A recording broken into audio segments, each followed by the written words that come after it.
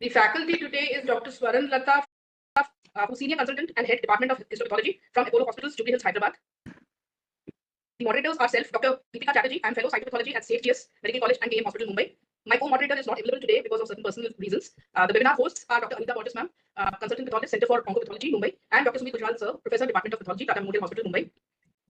Some reminders, if you face any interruption in connection, low or no sound, video freezing, or any kind of lag, please leave the meeting and rejoin with the same link. If the problem persists, please check the internet connection.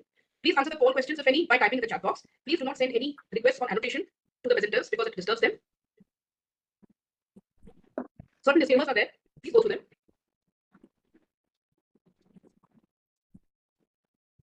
Some more disclaimers.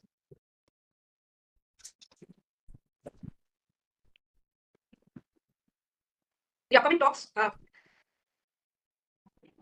Spindle Cell Lesions, an approach by Dr. Anita Borges, ma'am. This will be on air on the 26th of June, 7 p.m. Tomorrow.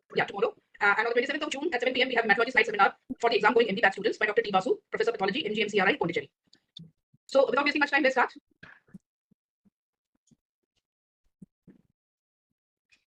Dr. Swaran Lata, I've stopped sharing. Yeah, I'll start. 1 minute. Yeah. So good evening, everybody. 1 minute. Let me first share. Take your time. Take your time.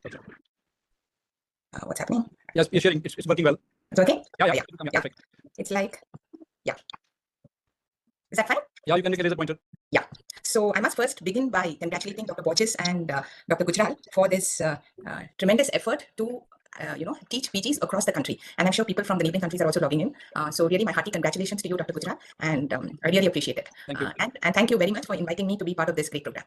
So my talk today would be on very basic, something different from the usual techniques in histopathology, something which I feel is neglected sometimes by students and which becomes very important when you actually start your practice. But again, even from the exam point of view, if you have examiners like me, I would surely ask a couple of questions on techniques, just to know that you are hands-on in the laboratory.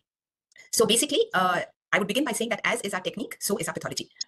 Okay, what are the challenges in histopathology?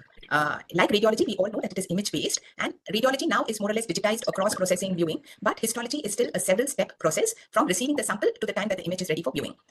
The samples, unlike blood, stool, even X-rays and CT scans, are very valuable, and all of us know that it cannot be procured a second time. So we need to treat it with extreme respect, more so in this current age when our samples are being guided biopsies and becoming more and more smaller with more and more information required of those samples.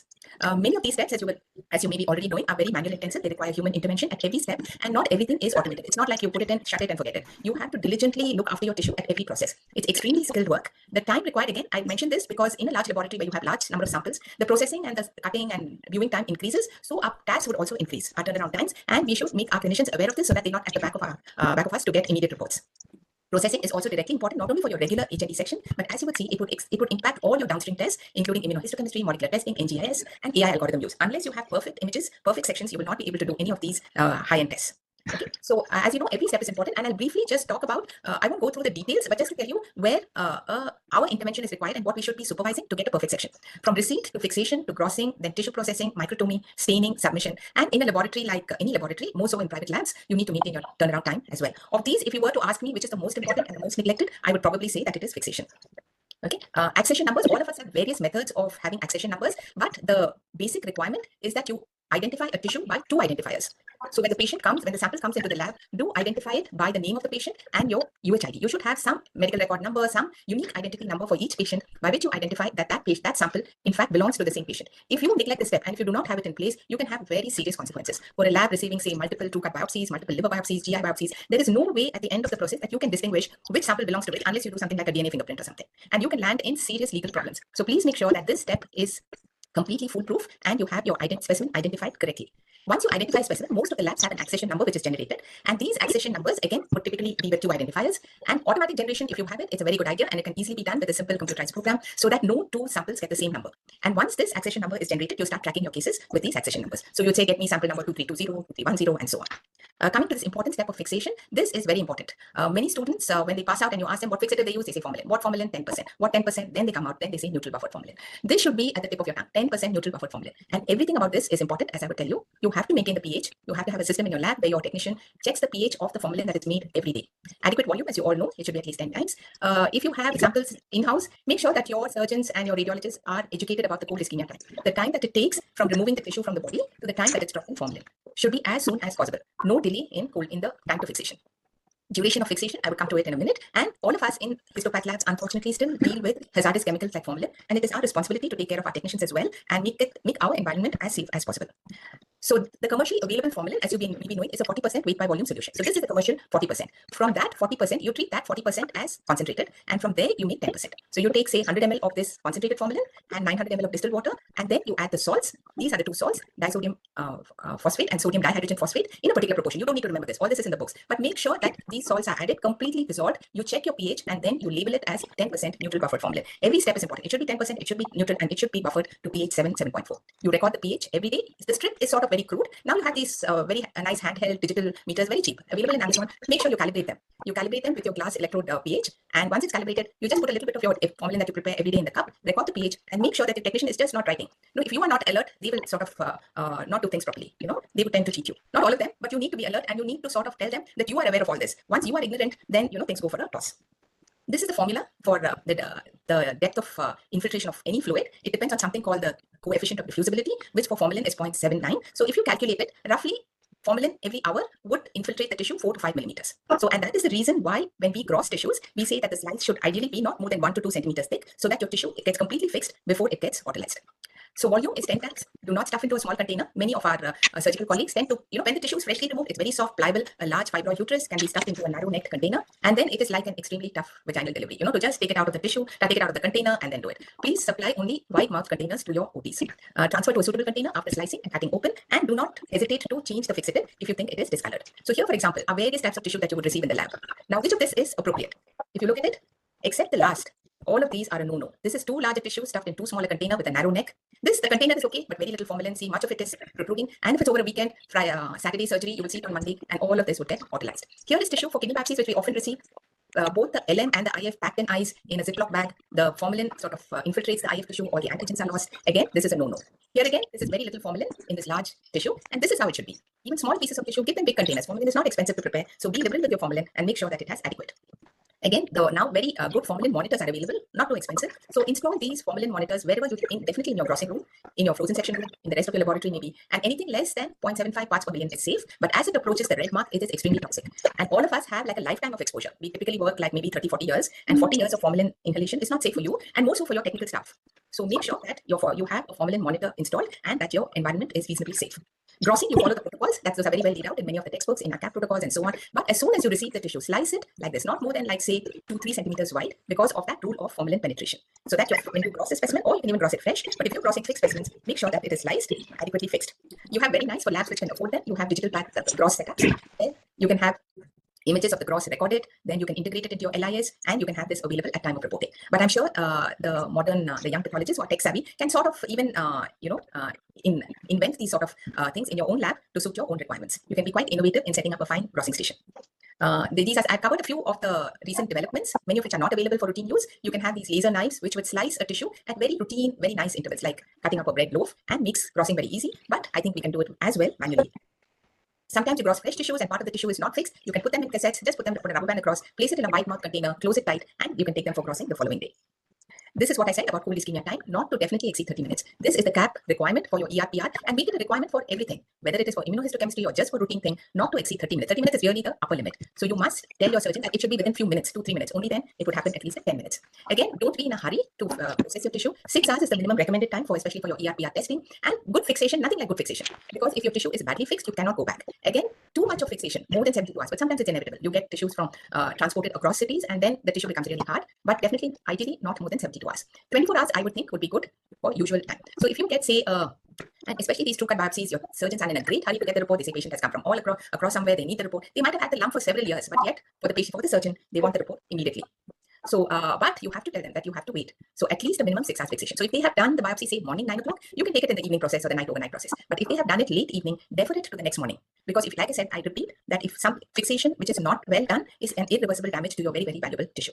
So this is what happens. You will get these tissues where you do your immunohistochemistry, and this is a lymph node. The peripheral part of it is well fixed and it looks CD20 positive. The central part has very patchy, irregular staining. You don't even know whether you can call it a B-cell lymphoma. I mean, imagine the plight of the patient, so we should not be responsible for this error. Again, see the cytokeratin. Part of the tissue which is well fixed is staining, the other is absolutely negative. You don't know, is it a false positive, is it a true negative, how do you call it, and rest of your ILCs would also be the same. And ultimately, you end up asking for repeat biopsies, and the surgeon would end up thinking, oh, the pathologist is not capable of diagnosing, and so, so that is why. Whereas, in fact, it has been a problem in your fixation. So these are two tissues I have taken of the same fibroid, and this with 2 hours fixation and this with 6 hours fixation. And see the clarity of your nuclear staining, your cytoplasmic staining. It's the same staining protocol. So this is the difference that you get. So don't be in a hurry. You just take your time after it fixes and then you process. Here again, this is a very common problem you will find, that the center of the tissue is not fixed, and sometimes unfortunate that the central part may have the area of interest and you would have lost it completely, and the periphery is staining well. In the frozen section room, in your anxiety to deliver urgent reports and difficult reports like that, you have the surgeon sitting on your head. You might leave your tissue after it is crossed.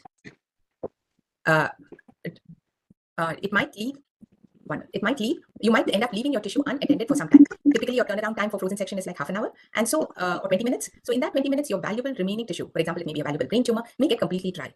The rule of thumb is avoid, once the tissue is removed, it should not be dried at any point of time. It should be completely immersed in solutions till you get the wax block ready.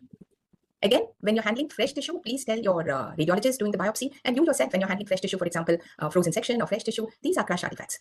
Crush artifacts are artifacts which happen because a fresh tissue is crushed. Some tumors like small cell carcinoma are liable to crush artifact, and that's like a clue to your diagnosis. But the crush is before it is fixed. So this again, you have to constantly be training your colleagues in surgery, radiology as well. That is our responsibility if we want to get our sections right. Again, young trainees would have a problem cutting thin sections. So this, for example, is a section which is almost like 4 millimeters. Make sure that it's not more than 1 to 2 millimeters. Parallel to each other, surface perfectly flat, so that when you embed it, it is flat on its flat on the block, and the whole tissue is exposed, and you can get a perfect sections. So this, students who get cross sections like this, you soon become very, very unpopular with your technicians. So make sure that you get very thin sections crossing. Do not stuff tissue into a cassette. So you must make sure that there is adequate space for the formalin. Remember that these are tiny slots, and all your processing, all the solutions enter through these tiny slots. So don't overstuff your cassettes. Make sure that they're just lightly spread so that your tissue can percolate, the solutions can percolate through your tissue. Again, if you have your new systems which do an automatic labeling of your cassette, fine. But many of us would still use labels like this, where you would use, like, say, typically a lead pencil, but some of your technicians or some of us may be overwriting. So at the end of it, you do not know whether it belongs to 20667, 20607, 20507, and so on. Make sure that whoever is labeling the blocks labels it very, very accurately, very clearly, so that there is no mistake made at the end. If you're not careful during crossing, washing your forceps in between, you will inadvertently get another tissue. You can see that all of this is blue, belonging to one tissue, one specimen, and this red one, hemorrhagic one, belongs to another tissue. So this is very, very critical. In a hurry to report, you might get the wrong report out if you are not very careful during your crossing and washing your forceps, your whole bench between each specimen. So when your tissue is poorly fixed, this is how your block will look. Look at this. It will not be flat. It will be horrible. That's it. With great difficulty, even a very good technician would get a section like this, and it will be full of cracks. It may even be worse, and you cannot get. So when you are in doubt, is the tissue fixed or not fixed?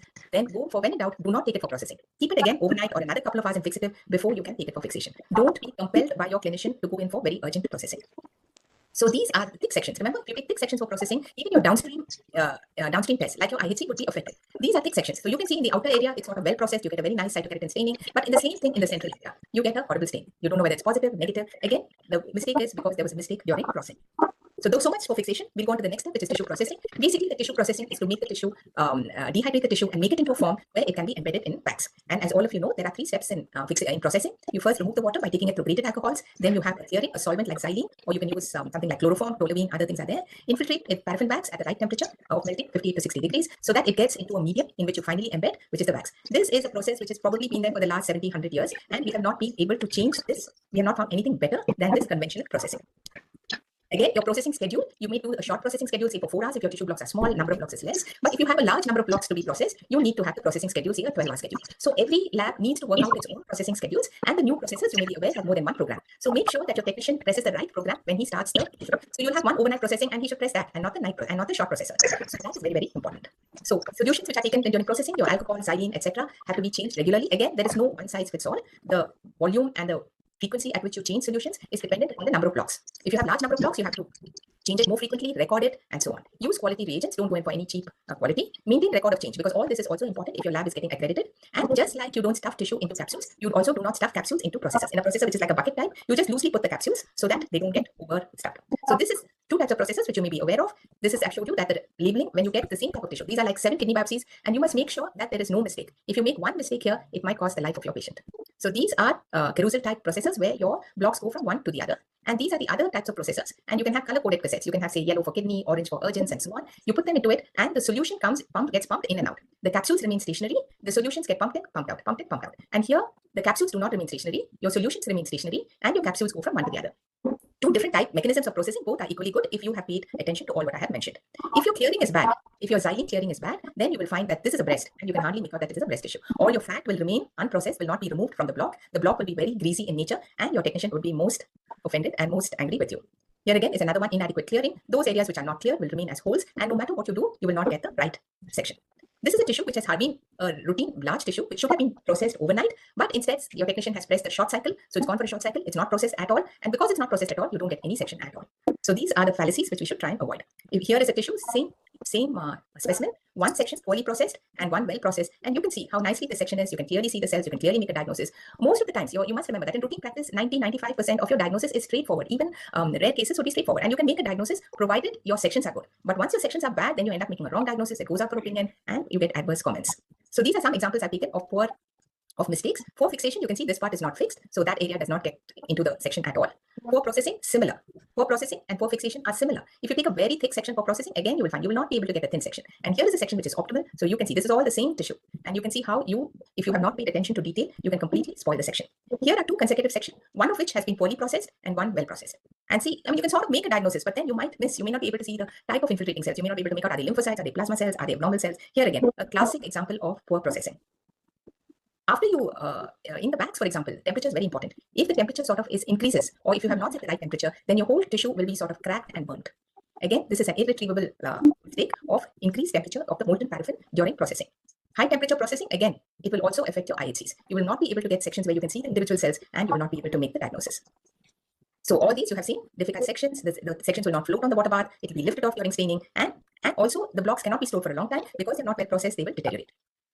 Are there any advances in tissue processing? A few advances, but most of which have not come into routine practice because they're not very useful or they're very expensive. So this is formalin-free fixation because formalin is it's not a very safe chemical. They have used other hydrogels like polymeric hybrid hydrogels, which are supposed to be a good alternative to formalin, but again, not in routine practice. The xylene again is toxic to the lung, toxic to the other skin, causes respiratory tract, mucosal irritation. So when you're handling xylene, it's best that you mask. We tell our technicians when they're changing solutions to wear a complete PPE before they handle these chemicals. So this is an alternative to xylene called Ultra Clear, which is supposed to be an aromatic hydrocarbon and supposed to be odorless and has good quality, but again, not easily available and would push up our costs tremendously.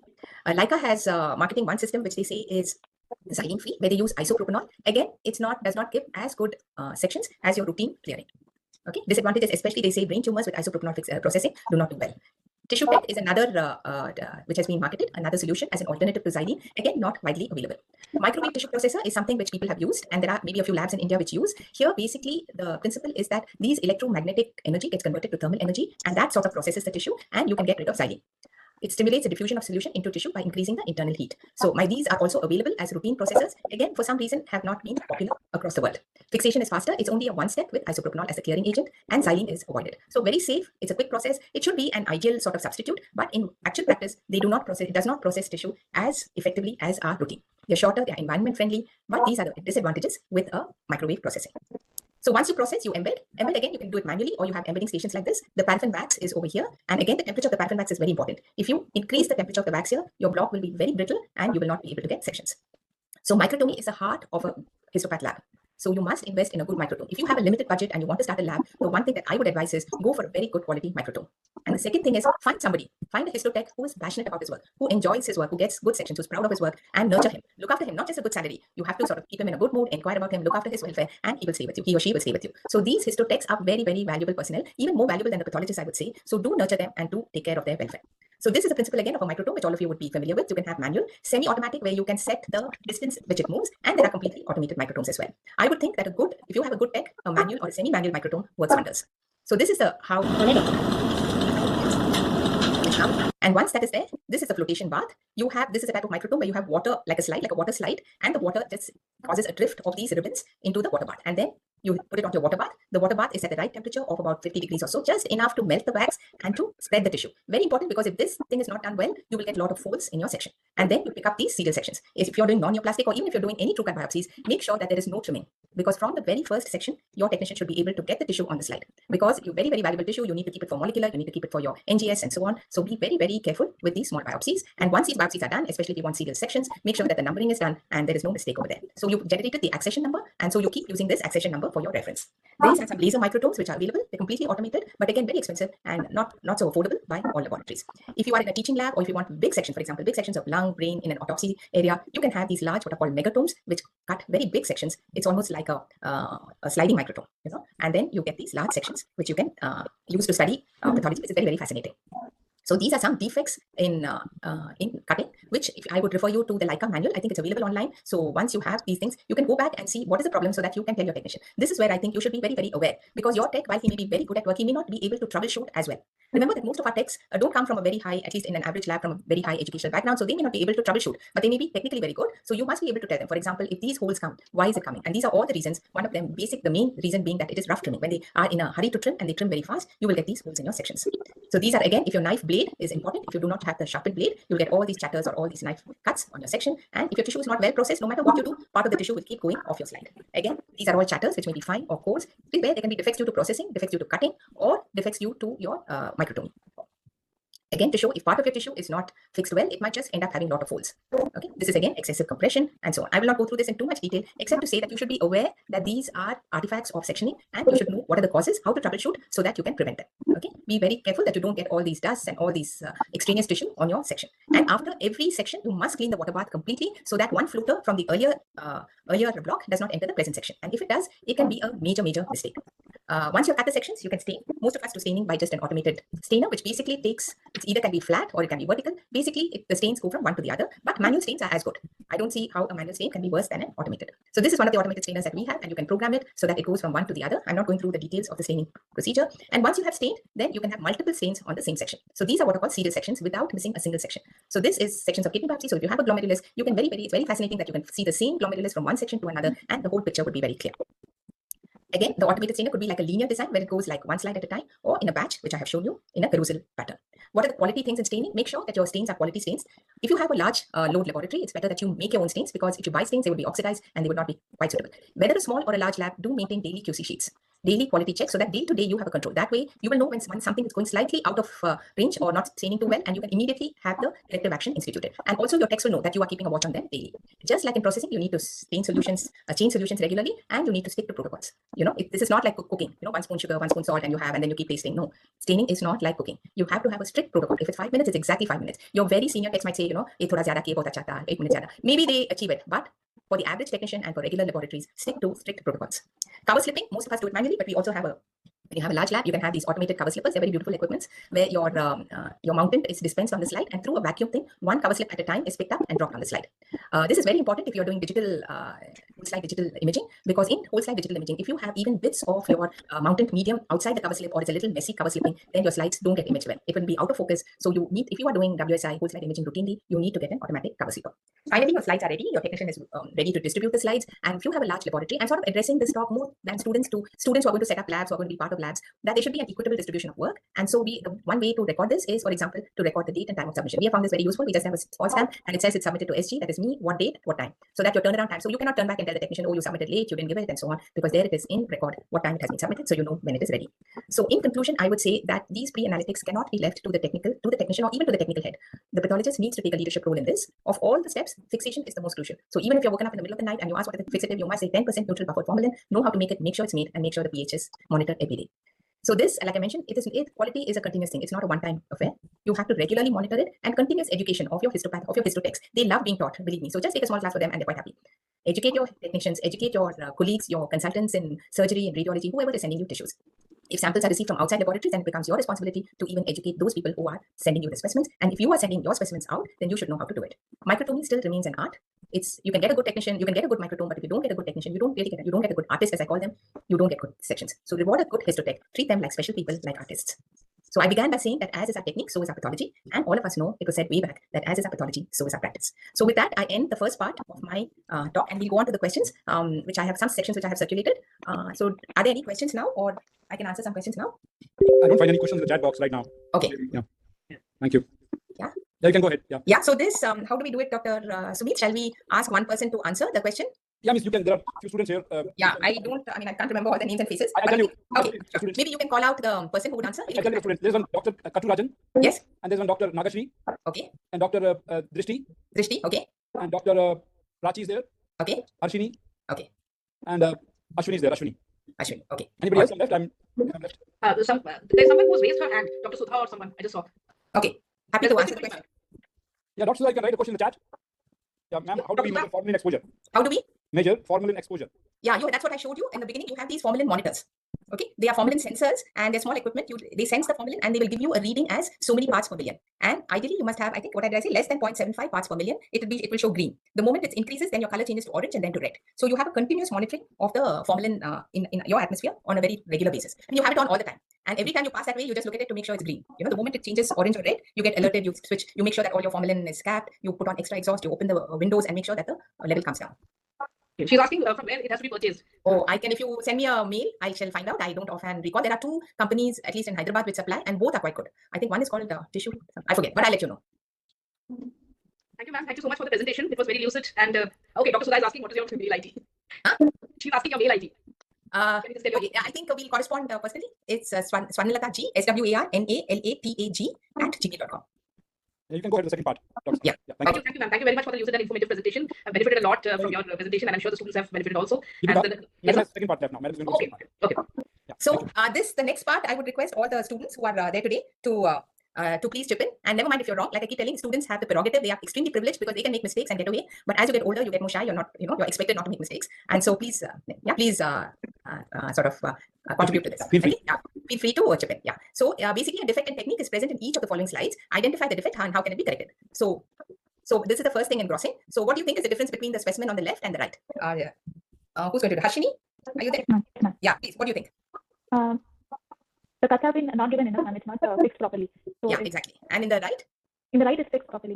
Yeah. So yeah, you're absolutely right. So anything which looks like this, red, orange, not fixed, this is a very fresh specimen. Don't be in a hurry to take a slice of this and put it for your processing. You slice it, and this is another specimen where you can lay it out like your radical prostatectomy, study it in complete detail, and then you put it in your capsules, and then you take it for fixation. So anything which looks red, pink, soft, give it the benefit of doubt and make sure that you fix it adequately. Yeah, very good. Thank you. So this I have shown you. This is just to see, some of these are the same slides, just to know whether you've been awake, whether you have understood. Okay. So why is there a heterogeneous staining in the pictures below? Is the cytokeratin positive or negative? Again, would you like to answer, or we can go on to the next? Or you can answer the first three and then the others can come in. Yeah. What is the defect? It's probably improper fixation. Yeah, improper fixation is one. Improper processing also sometimes can cause this. So would you interpret this area, top area, or the bottom area in this section when you are interpreting? The bottom area. Why? It's you can't just say, because the bottom, again, like sometimes you can just get at the staining at the periphery some brown and the actual tumor is negative. It's hard. What I typically do is go back to the HND section and see which area is well processed, and in those well processed areas you interpret the IHC if you have no other alternative, right? So that is the way that may be better, rather than just saying I would interpret the positive area. You can get this false positive blush sometimes because of poor processing. Okay, this again I told you. There's a less time of fixation and the other is having a right, yeah. So when you, in your slide trays, you see something very pale stained, not very well thing, the question that you should be asking is it again not enough fixation? And you will have this problem specifically with the ERPR. I forgot to put in a slide of ERPR with poor fixation, where poor fix actually looks negative and well fixed looks positive. It's a world of a difference to your patient, world of a difference to the treatment, to the prognosis. So make sure that I tell people that every specimen in our lab is a patient to us. So you must sort of pay respect to those tissues and handle it extremely carefully and not be indifferent to these techniques. Okay. So this again is a problem of poor fixation. Okay. So this is again something I showed you. Can we have the next person? I saw Katurajan. Katurajan is from Tirunelveli. Yeah, please. Yes, ma'am. It was an under-processed issue, ma'am. Yeah. Do you think it can be rectified? Yes, ma'am. Usually, we have to reduce the time and reduce the quantity of the tissue, and so quality of the reagents also we should look over. Correct. So in this actual case, what will you do? How will you go about it? You have this tissue in the block and you're not able to get any sections, and you have identified that it is a problem that the technician on that particular day, instead of pressing the 12-hour cycle, he has pressed the 4-hour cycle. And that big tissue over there has got, hopefully that doesn't happen too often, but once in a way it happens, and hell is let loose. You have to sort it out. You have to give a report. So what can you do? Maybe reprocess the tissue with us. How will you reprocess? Can we step by step? Re-embed again. Again, just re-embed? Remember the tissue, again take the tissue. Re-embed means you put the, what you are meaning is you take the wax cloth, put it again on that embedding system, melt it, and take out the tissue. Okay. Okay, after you take out the tissue, what do you do? So we should look up it whether the more quantity of the tissue means we can reduce the tissue quantity, and also Okay, if you think it's too big, you trim it. Okay. yes, ma'am. Again, the sufficient time also fixation, whether if it is any, the tissue looks like a fat tissue, ma'am. So adipose tissue. So we have to fixation also, time also we have to. No, but it's already fixed, meaning it's already in the form of a block. What do you do now? You need to get some sort of a section so that you can give a report. Take a thin, trim it and take a thin slices now for good penetration. So what you have to do, what we do and what works is you must remember that the tissue is now already has been through wax, right? So you have to remove the wax. So we do what is called reverse processing first. That is, you take it to wax, you take it through xylene for some time, say maybe half an hour. Then you take it through alcohol in descending order. First 90%, then 80%, then 70%, and then bring it to water. You cannot refix the tissue again. Once it's formalin, whatever has been fixed, it's that's why I said fixation is so critical. But this processing you can try. So after it has come back to 70% alcohol, put it back in your processor, reprocess the whole thing, make the block again, and then cut sections. It's possible you may not get a perfect section, but you can still get some section and some details. Okay, so this is something called a reverse processing, where you have to take it back to alcohol. And the way to do it is go in the backward direction and then reprocess it. Okay, so this is something we can try for tissue which is poorly processed and which are valuable, where you cannot get another piece of tissue. Ma'am, there is a question by a student, won't the tissue be autolyzed by then? No, autolysis happens because of improper fixation. That is why I said this I know for sure, because I specifically did this experiment to get this. If the tissue has been autolyzed, nothing in this world that you can do to retrieve it. Autolysis happens because the tissue is poorly fixed, where you have taken tissue for processing, where the tissue has not been adequately fixed or has been left out and it is autolyzed. Autolyzed tissue, I will be showing, even when well processed, will have artifacts which you cannot correct. That's a good question. So autolysis happens because of improper fixation and you can do nothing about it. That is why I repeat that fixation is probably the most important and the most neglected in the histotechniques. Okay, but processing is also important, but there is a small chance that if it is poorly processed, you can reprocess the tissue and get the section again. Yeah, that's a good question. Any other questions? So, on Dr. Jyoti Priyadarshini Srivastava, she's asking, can you, I missed that question. Can you unmute yourself and ask the question? Can you?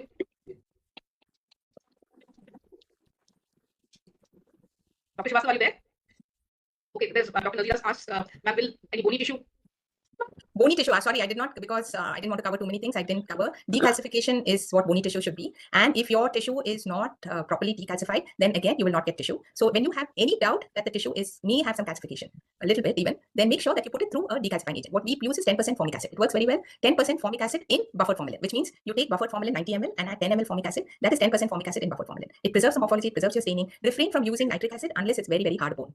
If your tissue is not decalcified, I'm not too sure that you can deprocess it and put it in thing. But what you can do, people say, is you can have some percentage hydrochloric acid, dip the surface of the block in that so that it just gets decalcified and then cut the section. Something which I have read about. But yeah, again, that is an irreversible damage to the tissue if you process calcified tissue. Usually you cannot do anything. And for bone tumors, it's so critical when you get a bone biopsy to say if it's osteosarcoma or if it's metastasis or whatever, you must make sure that you go through a short decalcification and then process your tissue. Read the requisition. The problem happens because there are too many section specimens and you don't read the requisitions. Read the requisitions. Each specimen has to be handled differently and appropriately. Dr. Jay Lakshmi is asking, the surrounding soft tissue gets damaged after decalcification of bone. Can we recover it? No, it will not get. If you use a mild decalcificant, ideally even EDTA, it will not get thing. I agree that the surrounding soft tissue get damaged because you use a very harsh decalcifying agent like nitric acid. If you use this 10% formic acid, or even smaller tissues, if you use EDTA solution in the right proportion, you will not get the soft tissue. You will get beautiful sections of bone and soft tissue very well. Yeah, it's only when you use very harsh decalcifying agents. Refrain from using nitric acid. So Dr. Nazira asks, won't autolysis happen during decalcification? No, which is why you're saying that what you're using, that is why. It's a good question. That is why we use 10% formic acid, which is made in 10% buffered formalin. So you take 90 ml, I repeat, 90 ml of buffered formalin, 10 ml of formic acid, you get a 10% solution. The tissue is getting fixed and decalcified at the same time. You will not get it, no. Okay, ma'am. Next, shall we go? Yeah. So this is the one. This I showed you. What is who's going to Katurajan was answering? What is the defect in the central area? Is he online or anybody else? Uneven fixation, ma'am. Yeah, correct. You are Ashwini. Yes, ma'am. Yeah. So yeah, you're right. So this is what happens. You see, because you have not this central area is not fixed, or it may be even not processed. Sometimes in a section when it's like this, you're not sure whether it's a fixation problem or it is a processing problem. If it's a fixation problem, it's because the formalin has penetrated till here, but the central area, because the slices were too thick, it did not penetrate, and the central area is not fixed. If it's processing, again, you've taken a very thick section, so all the peripheral outside areas have got processed very well, and this all you have jam-packed your processor, the capsules, and the central area has not got processed. Okay, and this central area will not take up your special stains, will not take up your IHCs, will be a serious problem. Here, what is the defect? I've shown you this. Poorly fixed tissue. Yeah. crack. Poorly fixed, yeah, poorly fixed, a lot of cracks because of that, and you will get that blurry, smudged hematoxylin staining. And this, if it's poorly fixed, no matter what you do, unlike the poorly processed, you cannot set it right. So please remember, if there's one thing I want you to remember at the end of the lecture is fixation, fixation, fixation. You know, don't neglect fixation. Yeah, so this is a defective fixation. And here, what is the defect? Underfixed. Same section, what I showed you, huh? Yeah. Yes.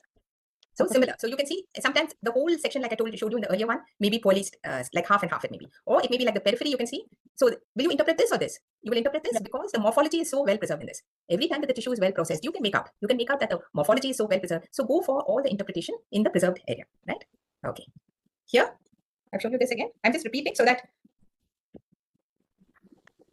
inadequate clearing of yeah, again, inadequate clearing. You know, so the central, when you get something like this, because inadequate clearing, don't keep asking your technician to keep getting more and more sections. It's not going to get better. You have to go for a reprocessing, and reprocessing means you go backward, reverse processing first, and then process again, and then try. You know, you would get a better section. Okay. Again, what is the difference between these two blocks? Which is the better one? Right. The right one is a better one, and the left, this is the central area. You can see the block. So, for example, in a mastectomy, what we do is we, as soon as the tissue comes, because we don't want it overfixed, we take a peripheral or one section of the tumor and make sure that that block gets immediately fixed and does not get fixed for more than 72 hours. And we call that block ERPR. So we take that really well fixed, well processed piece of tumor with adjoining breast for ERPR study. And then we cross the rest of the breast the same way. So if the technician comes to you and says there are two blocks, one like this, one like that, make sure that you get the better section, preferably with normal breast, so that you have an internal control. Your external controls may work perfectly, but your internal control, the control which is in the same section, must work perfectly. You must get a few positive cells in your normal breast before you sign up an ERPR. Okay, so very, very important because so much is dependent upon your report. Again, I'm just showing you similar things. Poor clearing, ma'am. Yeah, exactly. So this is again breast tissue. You can see that the fat, it's very greasy. If you look at the block, you can actually feel the grease. And that's all fatty tissues. That's why I have to be adequately processed, which means you have to take it through adequate siling changes before you can impregnate and fix it. Okay. So this again, you can do the reverse processing, which I mentioned. Here, what is the defect? Everything looks very smudged. What is it? But it is stained. Temperature. Correct. So as you keep seeing this, in your routine practice, one odd block, or if you're getting blocks from outside, if you're seeing all the sections which are being submitted every day, you will find one odd tissue like this. And this is because the molten wax, the wax that you have used, has been heated to a very high temperature. You must make sure when you are embedding wax, you have to have the right temperature. It also means that you cannot overheat the wax, melt it, and then bring it down. Some techs will do that because in a hurry to get the solid wax molten, they will first keep the wax in a high temperature, maybe in a stove or something, heat it till it sort of boils, and then pour it, and then cool the temperature, and at whatever, 55, 60, they will embed it. And they tell you, ma'am, the temperature is anyway low only. But what they have done is done irretrievable damage to the wax, and this mold, that is in the wax, so you will not get sections. Here, what has happened is in processing, the wax has gone to a very high temperature, and that has spoiled the tissue, and it will give you this smudged staining. So you cannot make out, is it nuclear, is it cytoplasmic membrane? All of which is very important in interpreting your IHC. Okay. Okay, so these are some contaminants. So what is the contaminant on the left? Which is the contaminant? I'll show you that this is the contaminant. Yeah. So why has it occurred? Who's going to answer? There is a Harshini, na? I saw that name. Is she here? Oh, you're Harshini. Okay, anybody else? Drishti. Ma'am, during water bath, when floater can come during the water bath when the ribbons are carried on the slide. Yeah. So so the question to you is, this, you're right. It probably during flotation, the previous section was something else, and a little bit of that is remaining, and you have picked it up. So how can you prevent it if it's in your thing? If it's from your water bath, how can you prevent it? Ma'am, if we take another deeper section, then we will not see the contaminant. No, that's true. But the idea is small tissue you don't want. How do you prevent it? What do you tell your technicians? Avoiding the different block section. Sorry, I can't hear you, Katurajan. Avoiding the different block section for tumor tissues. Avoiding the different block section in the water bath. I'm not sure that I understood you. Basically, your instruction should be to your technicians that after every block, after they cut the ribbons, take the sections, they must sweep the surface of your water bath with a tissue paper and remove all the avoiding the different block section for tumor tissues. Avoiding the different block section in the water bath. I'm not sure that I understood you. Basically, your instruction should be to your technicians that after every block, after they cut the ribbons, take the sections, they must sweep the surface of your water bath with a tissue paper and remove all the floaters. Invariably, they will remove all the floaters completely. So when they take the next block, it should be the water bath should be clear. There should be no specks of wax or tissue floating on the water bath. That is very, very critical. In fact, what we use is, because tissue paper, you always try and cut down costs, we just use newspaper. They cut pieces of newspaper, and with everything, they take one bit of the newspaper, sweep it, make sure it's clear, and throw away that newspaper. Then they would do the second block. That is very, very important. Okay, so this is one way this could have come. What is the other way that this tissue could have come here? Ma'am, while grossing, when exactly. While grossing, if you have not cleaned your forceps and you have even a little bit of tissue in the forceps, it could come in your thing. It could also come during your embedding. Yeah, because even embedding, they're opening the blocks. So again, your instructions to your technicians who's embedding is between blocks to completely clean the area, clean your forceps completely before they pick up the next block, before they open the next cassette and pick it up. Because once this has happened, okay, then how will you know if the contaminant has come during your flotation or during your grossing? If you order a second deeper cut or a second serial section, if it has come during crossing, it will still be there. Yeah, exactly. If it's in your block, or you just take the block and look at it, you will be able to find that different tissue. Then you should actually immediately remesh the block, make sure that that little tissue is removed. Because if you don't do it immediately, later you will forget, and the patient asks for the block, he takes the block somewhere else, and they will find this. And God forbid that this is a tumor or something, So that is very important. Okay, so that is about floaters. What about this? What is the mistake here? What is the contaminant? What are these? These? Squames. Yeah, and why do they come? Why do squames come there? During embedding. During embedding, why would they're not handling? Not during embedding. When do they come? Yes. Anybody else? These are like very common. Common in the sense, not uncommon. And your brain has learned to ignore them, so you don't even look at them. But if you look carefully, there will be these squames, and you must tell your technician they're there. So because you said they come when you wipe the slide. So Yeah, exactly. Sometimes I think they wipe the slide, and little do we realize that every day millions of our skin's squamous cells are being exfoliated, and that comes. And some labs use, that is one way, when you're cleaning a slide, it'll come during that. So it is there before you have picked up the section, and so it gets stained as well. The other way it can come is if you use egg albumin for coating a slide, coating a slide, then they make the solution of egg albumin, and sometimes people use a brush, but some old time technicians would use their finger to just wipe. That's a very horrible practice, because A, you get plenty of squames, and B, you will get this thick and thin coat of albumin at the background, which will sort of really be horrible looking. So you must not use your hand for anything. It should be absolutely clean your slide, and tell your technician not to touch the slide even after the section is taken at the center. They must learn to handle slides only from the edges, so that there is absolutely clean at the center. And so what is the best form of adhesive? Something that I didn't. Do you need an adhesive? And if so, what is the best type of adhesive? Who's going to answer this? Pushra. No, who was their name? Drishti. Yeah. What is the best form of adhesive? Nice. No, I mean, if you can afford it, the best way is what we use for, what we reserve it for, immunohistochemistry. So basically, we have something called charged slides. If you have seen these slides, they will have a plus and a minus. So those slides are charged, and because of the charge, the sections get adherent to your slide perfectly. So especially for immunohistochemistry, and if you're using automated immunohistochemistry, it's better to use charged slides for your adherence. Otherwise, routine thing, you can have some sort of I forget what we use.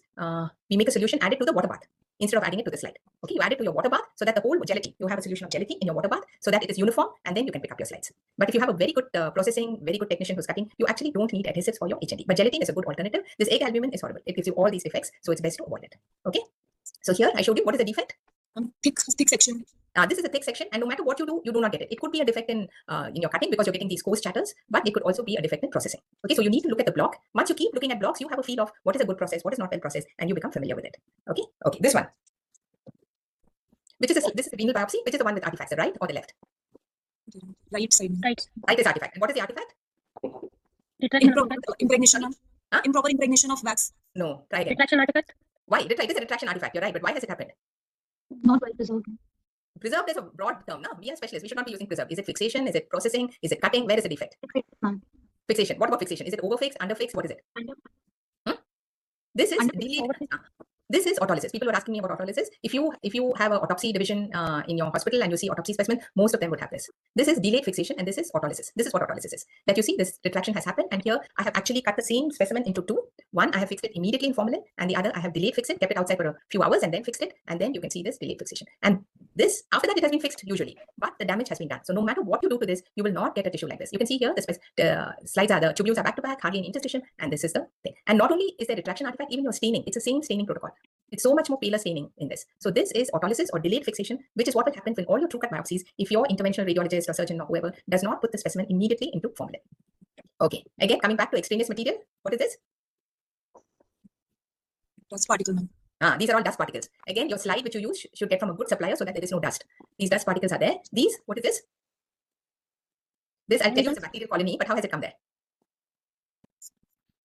Yeah. And by staining. Staining contamination. Staining contamination. Yeah, if you have old solutions and they are, for a long time, fungal colony, something is growing, that could happen. Or I was telling you that we use gelatin in water bath. The single disadvantage of gelatin is if you don't clean your water bath every day. Gelatin, as you know, is a very good microbiology medium. So in that water bath, tons of bacteria will start flourishing and they will be picked up in your section. So if you use gelatin and if you're starting to have these bacterial colonies, immediately go back and make sure that every day, without fail, at the end of cutting, they empty their water bath, clean it completely, dry it completely, make sure there's no moisture at night so that these bacteria do not grow there. Okay. And these are squamous cells, which we have covered in detail. Okay.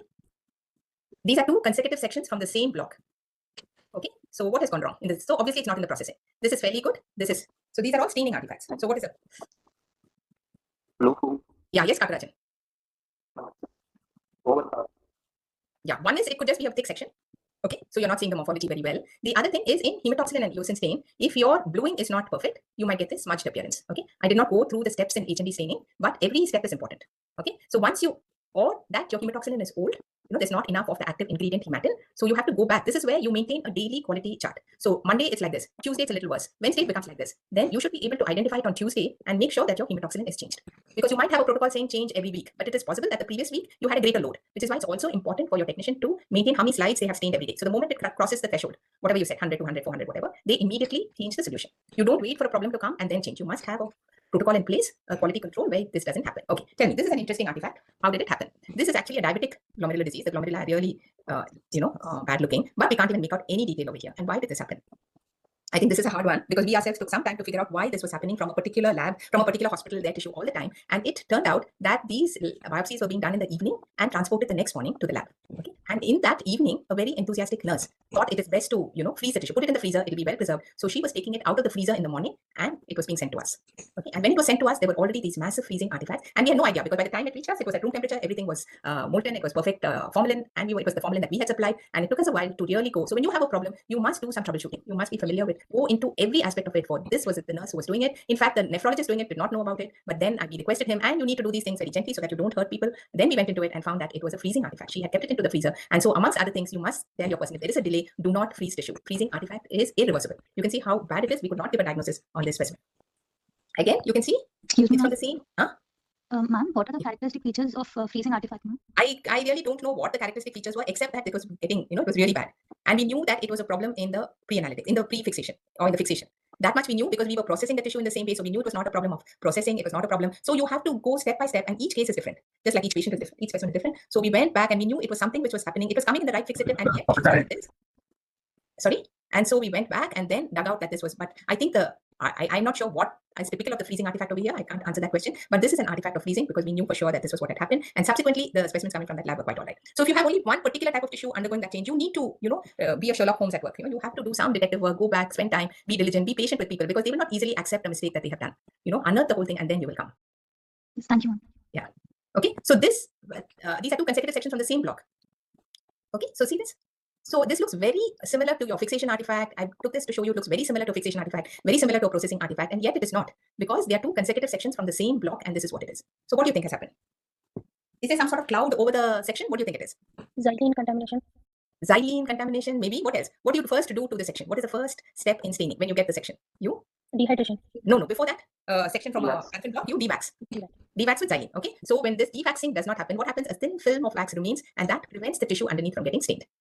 Okay, so so this is what I said. The artifacts may look the same, but you need to, if they're from the same block, the first thing you do is look at the block, see that it's well processed, ask them to cut another section and stain. And then if that is okay, then this is probably the defect. And make sure that it does not happen again. So set your processes in place so that your dewaxing is complete. Here, this I've shown you, this is, when you get this sort of charred tissue with multiple sort of cracks in it, this is again because, yeah, you were saying something?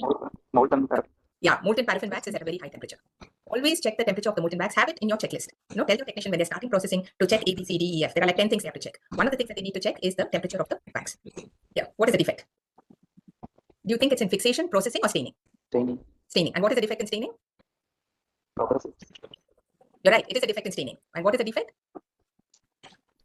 The defect is, I'm not sure what the defect is. That it's a staining, and basically your hematoxylin and eosin, there is no differentiation. Everything is blue.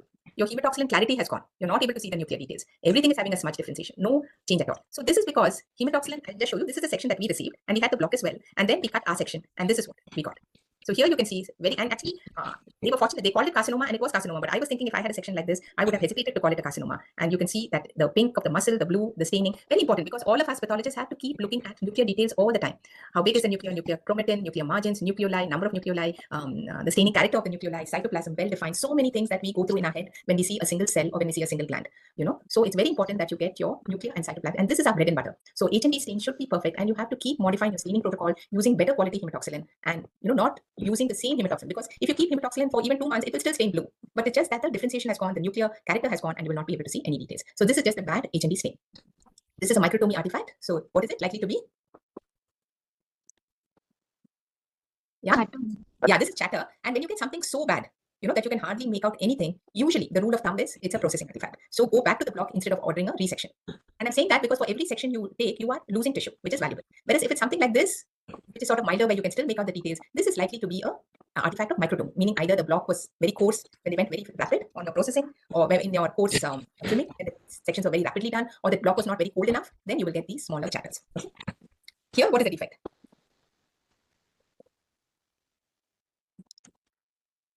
Here, I mean, I think it's actually yeah, this is a silver stain, and this is what you will get when you retrieve tissues which are old. When you look at an old tissue, you will find that these are all faded. Okay, faded. So faded stains invariably happen more so in our country, probably because the temperatures are not regulated. Even an H&D stain, sometimes you take it after a year, it's sort of completely faded. Then you need to know every time the steps to restain. And restain is the same way. You have to remove the cover slip. How do you remove a cover slip? Yeah, will it just come off from an old slide, which is say 1 year old? Dip it in xylene, ma'am. Yeah, you have to keep it in xylene for some time and forget about it. Slowly the cover slip will come off. Otherwise, if you're in a little more hurry to do it, you can put it in xylene for some time, then wipe it off completely, and then just put it slightly over a hot plate. You know, the embedding medium will melt a bit, then put it back in xylene, and then it might come off sooner. Again, you have to do the reverse thing, especially for H&D. You have to destain it completely, that is, go through acid alcohol, hydrate it, get it into water, and then start the dehydrating process, the hematoxylin. Again, start the hydrating process, take it to hematoxylin, dehydrate, and mount. Okay, so reprocessing and restaining, you must go reverse the first time and then go forward. That is the rule. Okay, here, what is the artifact? Which is the one with artifact, right or left? Right. And why? What are you thinking? I showed you the same thing. This is just, I'm showing you the same thing. Just retraction artifact. And again, this is early autolysis. Okay, this is a H&D stain, and that was the PS stain. Okay, this is autolytic change, and you can see the same staining protocol, and yet the staining is not good on the right side because the tissue has autolyzed a bit. Here, what is the defect? Poor nucleus stain. What? Nucleus stain. Here, there is a problem maybe in staining, but there's also a lot of spaces and all. See, these are all problems which could be because of processing or because of microtome. It is. I'm just showing you bad sections just to tell you the defect sometimes may not be apparent from just looking at the section. You need to go back to the block. If the block looks good, then it's a problem in your sectioning. Yeah. Here, why are the details of morphology not made out? Do we have some time, or should we just wrap up? I'm not sure.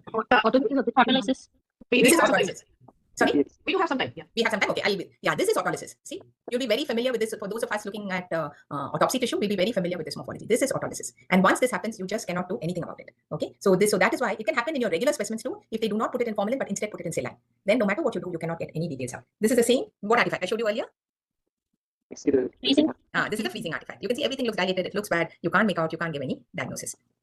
Okay, this is how a ribbon of sections happens. So what is the difference between the first and the last? It is becoming narrower towards the right. Yeah, it's becoming narrow, meaning it's becoming compressed. Okay, and the first section is well spread out. So typically, your first few sections are the best. You must tell your technician that to try and get the first few sections, because if they take a very long ribbon, then the sections towards the end become very compressed, and you will get this compression artifact on your staining, and you will not be able to see sections. This again is bad. What? Processing? Staining. Bad staining. It's the same section of prostate that we got. This is the same one. Can you see how different it is? It is as if they belong to two different specimens. This is the same block which we cut, and I mean it's a no-brainer to say that this is adenocarcinoma. But look at over here. I mean you won't be able to make a diagnosis. Okay. And these are sections with some of the laboratories. These are actual cases. So as students, you must be aware that these are very, very important in your day-to-day work. Here, what is the defect? The section looks good. You can see fat. You can see this muscle. Microformalin artifact. Sorry. Formalin. Yeah, you're right. There is one thing, but why is it so hazy and brown and something happening? Why? What is it? This is something which you might see it not uncommon. What is it? Formalin pigment. Formalin pigment. Yeah, good idea. But why is it not seen properly at all? You know, something occluding. What is it? I think if you were actually given the slide, you would be able to make out. This is air under the cover slip. Okay, air under the cover slip can look like this, brown patches. Unfortunately, I had a picture of the tissue after it was properly cover slip, but I don't think I forgot to put it in. So air under the cover slip is a common sort of thing. So every time you look at the slide, just look at it against light. And if you see any sort of haziness, then it's either been not cleared well, or there is a air under the cover slip. This is a simple air under the cover slip, which can be easily rectified, and you will have a perfect section after that.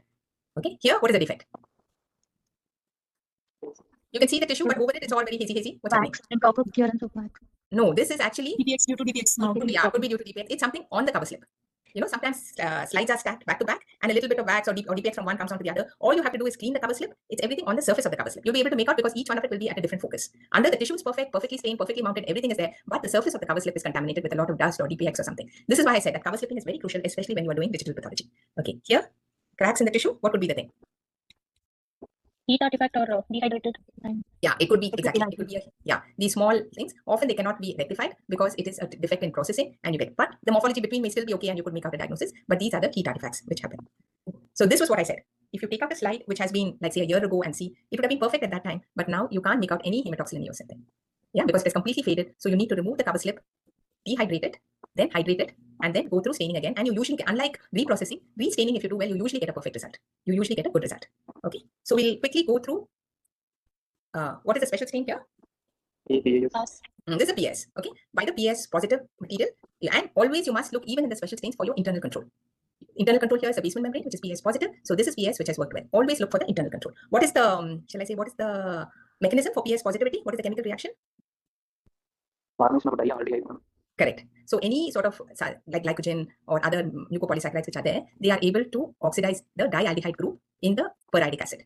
Okay, and once that is exposed, it gets oxidized when you add the Schiff's reagent, and you will get this magenta color.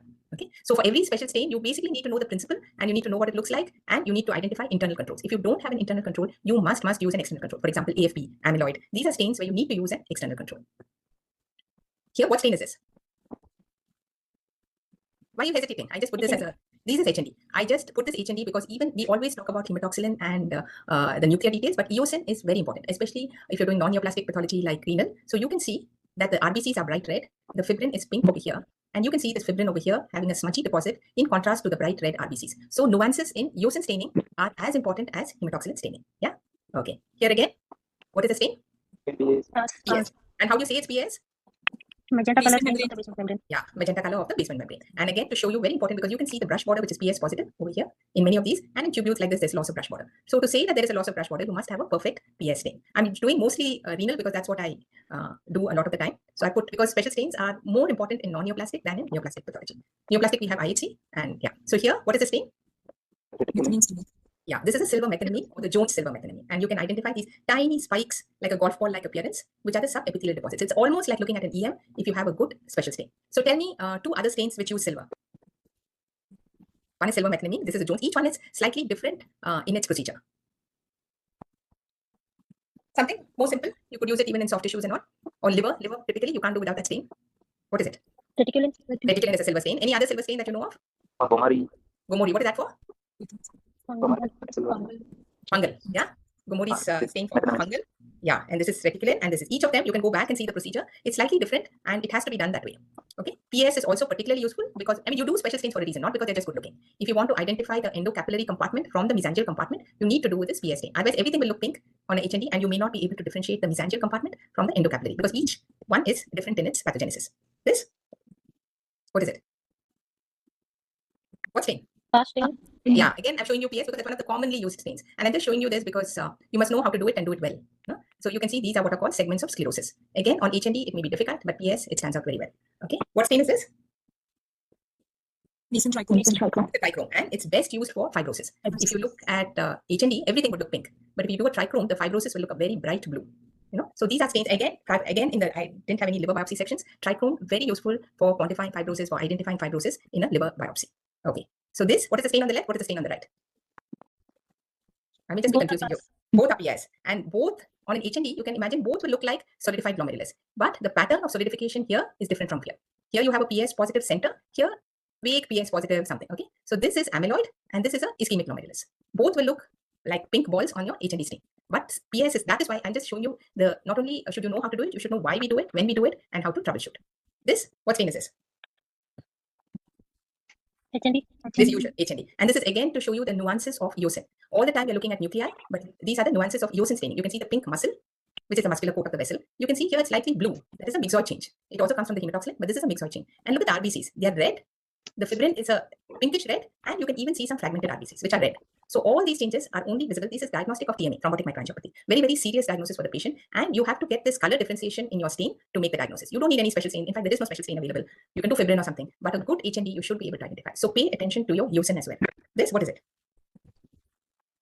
What stain is this? You're getting so many colors. You're getting blue, you're getting red. Huh? This is a trichrome. And the trichrome, again, very useful for deposits because they're immunoglobulins, they are red in color. See, like this is really a poor man's EM. But you can do it provided you have done the right fixation, processing, staining, cutting, staining, everything. You can see the red fringe at the periphery. You can see a red sort of little jagged line at the periphery. Those are equivalent to your, look at over here. It's really beautiful. Classical membranous nephropathy with subepithelial deposits. Okay, so this is a trichrome stain. Here, what is it? What stain? HND. This is regular HND. And see, a good HND, very important. Eosinophils, pink granular cytoplasm. Plasma cells, they're not so pink. They're actually bluish pink. if you look at the cytoplasm of say the tubular cell and the plasma cell is more blue, and you have a perinuclear off or a perinuclear clearing. You can see that very nicely. Good HND, and you don't need to do a CD138, all of those things. A good HND should form the basis of your diagnosis, be it a tumor, be it non-neoplastic lesion, whatever. Again, to show you the PS, you can see the widening of the matrix and the pink little small homogeneous humps you can see at the periphery. Okay, those are all different lesions. These are hyalinosis lesions. This is the matrix widening. So nuances of staining are very important in giving you the diagnosis and in interpretation. Here, what is it? What stain is this? Fast stain. Again, a PS, because you can see the basement membrane and you need to identify whether the inflammatory cells are outside or inside. I'm also giving you a peek into non-neoplastic, hoping that at least some of you would get interested in non-neoplastic as well. So you have to see that the lymphocytes are in the interstitium or within the tubule. And you'll only know it if you have a good PS which outlines the tubular basement membrane, and you can see the lymphocyte outside and the lymphocyte outside. And here, this is an exam slide for you. What is it? Anybody? What do these tubules have? Gosh. And what are they? When you identify, when you report on any special stain, it's not important that you say it is it's a PS stain. You must say what you're seeing, is it PS positive or PS negative? Similarly, silver positive, silver negative. Trichrome, is it fusionophilic, is it blue? That is how you interpret a special stain. You will interpret it slightly different from how you do the HND stain. And these are those PS negative casts. Can you see?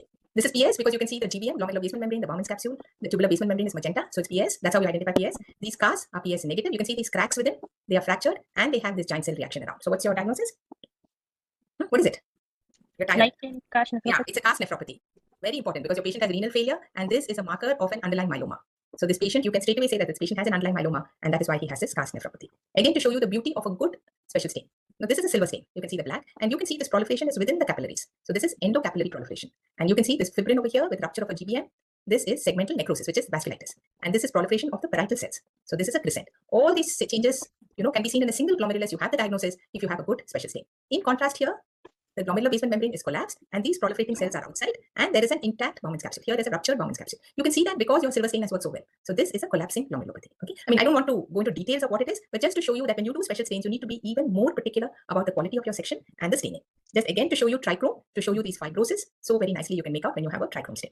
Okay, here is yet another silver stain. You can see outside, you can see these spikes, this golf ball like appearance. So that is subepithelial deposits, and here you have pink subendothelial deposits. So you have subepithelial and subendothelial. Again, a very good or a cheap replacement for an EM. EM would cost you in crores to set up, but here just attention to detail and a good technician, and you can get the findings.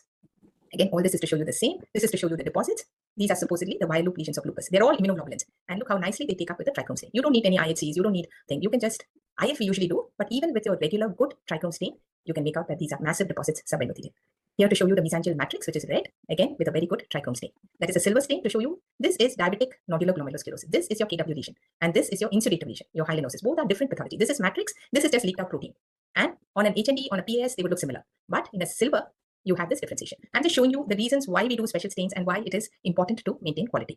With that, I think that is the last. We have come to the last. So let me just check. Yeah, I think so. That's the last. I went through it quickly just to finish on time. So I'd be happy to take any questions, and I can stop sharing also now. Thank you, ma'am. Thank you so much for the presentation and thinking about the day-to-day issues that we face in the laboratory, identifying those issues and then providing us with solutions. I'm sure it was very informative for the students also. Any questions? There was a question, ma'am. Somebody asked what would be the ideal time for bluing? Ideal time for what? Bluing, ma'am. Bluing. Oh, bluing.